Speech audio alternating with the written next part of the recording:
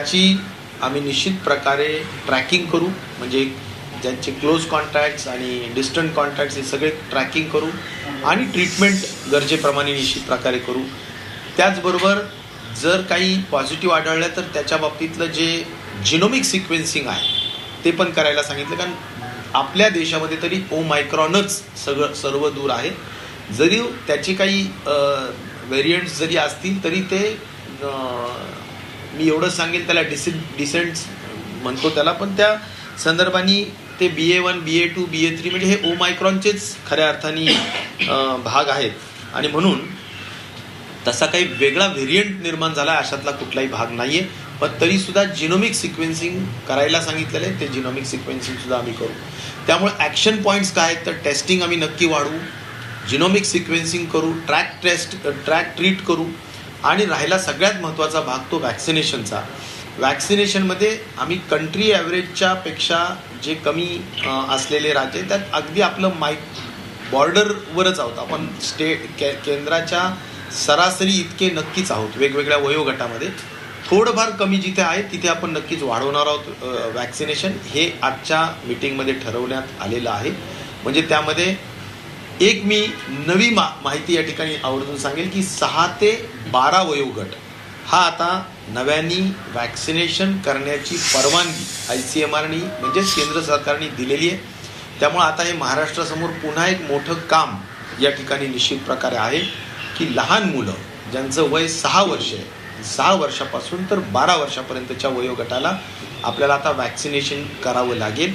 त्यासाठीचे detail rules अद्याप पाठवलेले नाहीत, पण जसे ते येतील, कारण आजच प्रधानमंत्र्यांनी हे सांगितलं आणि त्यामुळे जसे ते येतील त्याची अंमलबजावणी महाराष्ट्र शासनाच्या आपल्या महाविकास आघाडीचं आमचं आरोग्य डिपार्टमेंट निश्चित प्रकारे करेल.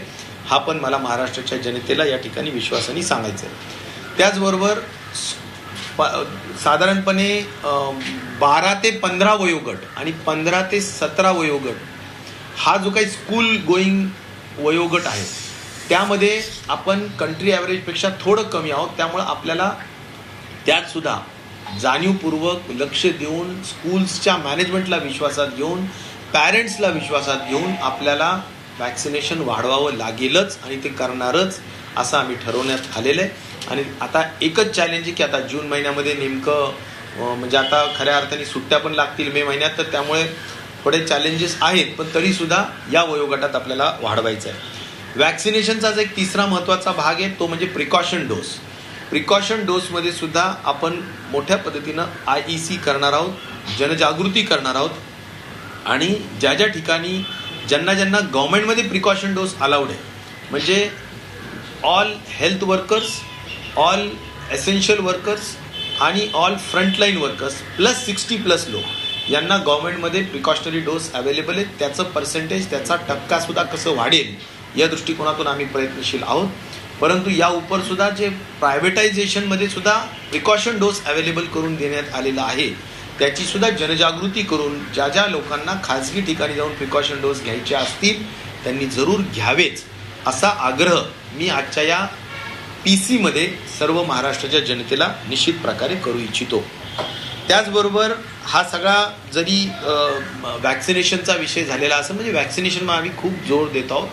कोविड अप्रोप्रिएट बिहेवियरमध्ये एक महत्त्वाचा भाग असा वाटतो की आज माननीय राज्याचे मुख्यमंत्री कदाचित 5-6 वाजता सर्व कलेक्टर्सच्या बरोबर एक बैठक निश्चित प्रकारे घेतील. आज असा सुतोवाच त्यांनी आमच्या मीटिंगमध्ये केलेला आहे आणि त्यामुळे त्या मीटिंगच्या अनुषंगाने कदाचित गर्दीच्या ठिकाणी पुन्हा मास्क कंपल्सरी होऊ शकतात असा निर्णय या मीटिंगच्या नंतर माननीय मुख्यमंत्री घेण्याच्या संदर्भातला एक मला निश्चित प्रकारे असं वाटतं की त्या संदर्भाने निर्णय होईल. गर्दीच्या ठिकाणी मास्क घालायला हवेत. त्याचबरोबर जरी मास्क मुक्ती नाही तरी मास्क सक्ती नाही हा जो काही विषय मध्ये मी बोललो होतो त्या दृष्टीनं फक्त आपल्याला जसं दिल्लीमध्ये आज दिल्लीच्या मुख्यमंत्री केजरीवाल यांनी सांगितलं आम्ही 500 रुपीज फाईन सुरू केलेला आहे.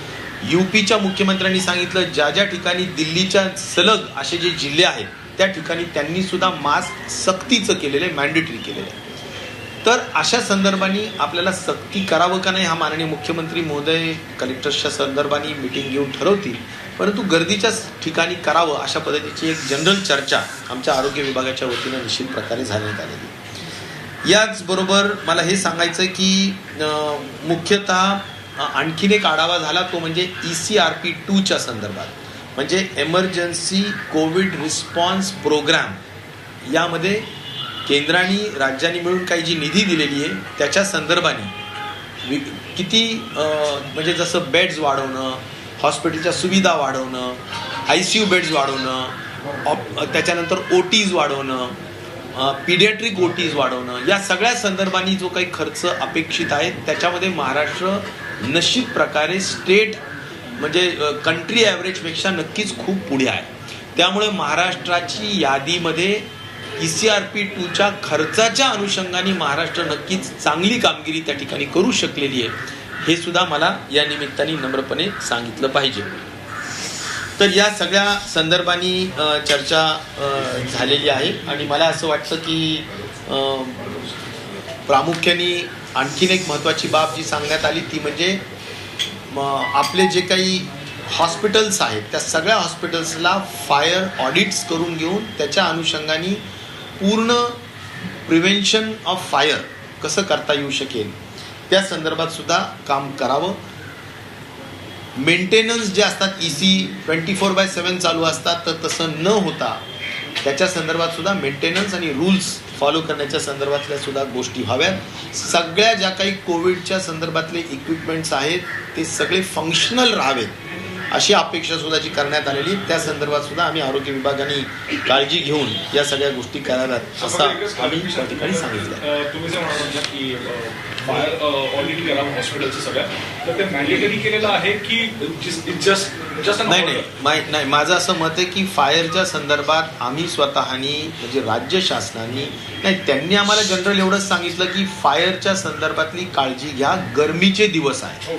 प्रधानमंत्री महोदयांनी ते आवर्जून सांगितलं की गरमीचे दिवस आहेत, काळजी घ्या आणि ते आहेत. परंतु आम्ही त्याच्यामध्ये एक नक्कीच आहे की या अगोदरच डिस्ट्रिक्ट प्लॅन मध्ये म्हणजे DPDC मध्ये आपण त्यामध्ये मोठ्या पद्धतीनं आता निधीची तरतूद केलेली आहे, अधिकार दिलेले आहेत आणि त्यामुळे त्याचं ऑडिट करून त्याच्या संदर्भात जे काही करायचं असेल ते सगळ्या गोष्टी कराव्यात आणि त्याला निधीची उपलब्ध करून दिल्यामुळे मला खात्री आहे की महाराष्ट्रातल्या सगळ्या सरकारी दवाखाने, मग ज्यामध्ये ग्रामीण रुग्णालय आहेत, ज्यामध्ये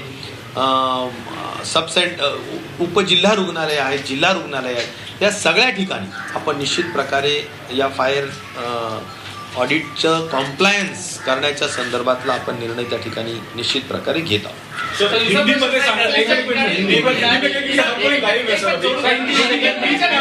देखिए एक मिनिट हिंदी में ब्रीफ में जानना चाहेंगे आपसे कि आज की मीटिंग में क्या हुआ, हर कोई लाइव बेस पे. नाही, आणखीन एक फक्त मराठीतला मुद्दा सांगतो मी की आज एक महत्त्वपूर्ण बैठक अशी पण झाली की ज्याच्यामध्ये सुप्रीम कोर्ट, हायकोर्ट याच्या संदर्भात बऱ्याच गोष्टी झालेल्या होत्या आणि सगळे महाराष्ट्रातले मुलं सुद्धा याची वाट बघत होते आणि ते म्हणजे आमच्या health department, public health department आणि मेडिकल एज्युकेशन डिपार्टमेंट यांच्यातला महत्त्वाचा भाग होता. आणि त्यात असं ठरलं होतं की बाबा दोन्ही मंत्र्यांना बरोबर बैठक घ्यावी, तर माननीय अजितदादा पवार साहेब यांच्या दालनामध्ये आज बैठक झाली आणि इन सर्व्हिस PG हे जे झिरोवर आकडा आणला होता की 0% म्हणजे इन सर्व्हिस PGला 1% सुद्धा ठेवायचा नाही, जो पूर्वी 30% होता. पण आता जसं जसं मेडिकल कॉलेजेस वाढवलेले आहेत तर त्यांना SR जे लागतात त्यांना सिनियर रेसिडेन्शियल, तर त्या दृष्टिकोनातून त्यांनी हा इन सर्व्हिस PGचा आकडा 0वरच आणला होता. तर त्या दृष्टिकोनातून आता ग्रामीण भागामध्ये अजिबात पोस्ट ग्रॅज्युएट डॉक्टर्स मिळाले नसते ह्या सगळ्या निर्णयामुळे आणि त्यामुळं ग्रामीण भागामध्ये, दुर्गम भागामध्ये पोस्ट ग्रॅज्युएशन डॉक्टर्स मिळावेत, कारण त्या ठिकाणी जर ते गेले तर त्यांना काही मार्क्स वाढून मिळण्यास सुद्धा मदत होते आणि त्यांना एक इन सर्व्हिस PGचा जो कोटा असतो त्यामध्ये सुद्धा त्यांना पोस्ट ग्रॅज्युएशन करण्यासाठीची एक संधी असते. ही संधी आज 0% कोटा केल्यामुळे त्या ठिकाणी नव्हती. तिला आता आम्ही बैठक घेऊन आम्ही आमची बाजू पूर्णपणे सांगून त्या ठिकाणी दोन्ही मंत्री महोदय माननीय अमित देशमुख, आम्ही सगळ्यांनी आणि आदरणीय दादांनी त्यातला जो निर्णय दिला त्यामध्ये 25% एवढा PGसाठी इन सर्व्हिस कोटा हा सुद्धा त्या ठिकाणी देण्यात आलेला आहे.